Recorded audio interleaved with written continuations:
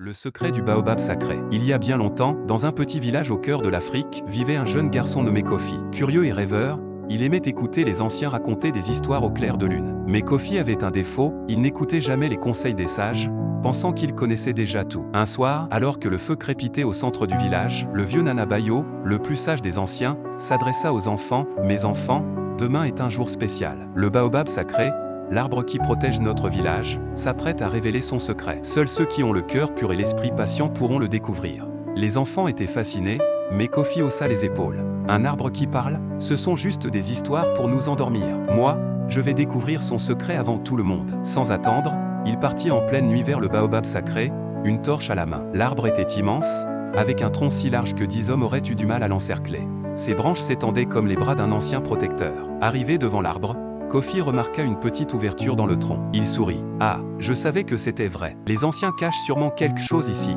Il se glissa dans l'ouverture, mais à peine eut-il mis un pied à l'intérieur que le sol se déroba sous lui. Il tomba dans l'obscurité. Quand il ouvrit les yeux, il n'était plus dans le village. Il se trouvait dans une immense savane dorée, où le vent portait des murmures anciens.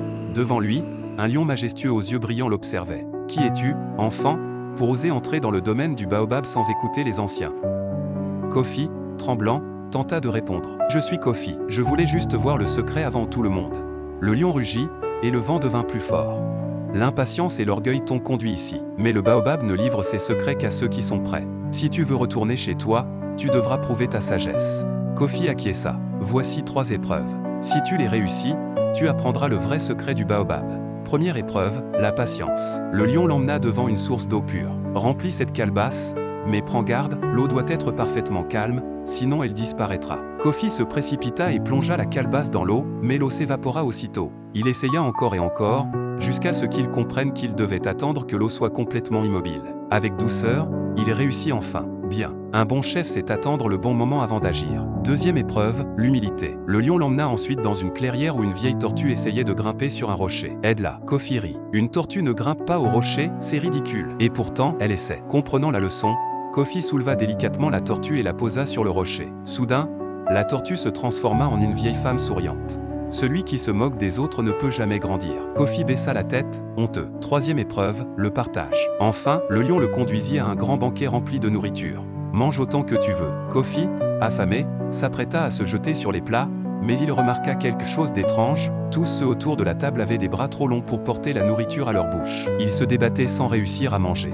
Kofi réfléchit, puis il eut une idée. Il prit une cuillère et donna à manger à la personne en face de lui. Cette personne fit de même pour lui. En partageant, ils purent tous se nourrir. Le lion sourit. Tu as compris.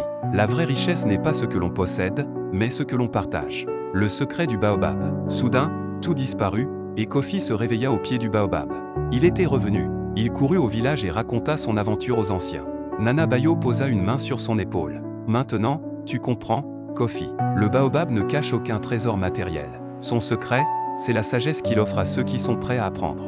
Depuis ce jour, Kofi devint un jeune garçon respecté pour son écoute et son humilité. Il partagea son savoir avec les autres enfants, et chaque soir, il écoutait avec attention les histoires des anciens, car il savait désormais que la véritable force vient de l'apprentissage et du respect des traditions. Et sous le grand baobab sacré, les générations passèrent, mais la sagesse, elle, resta éternelle.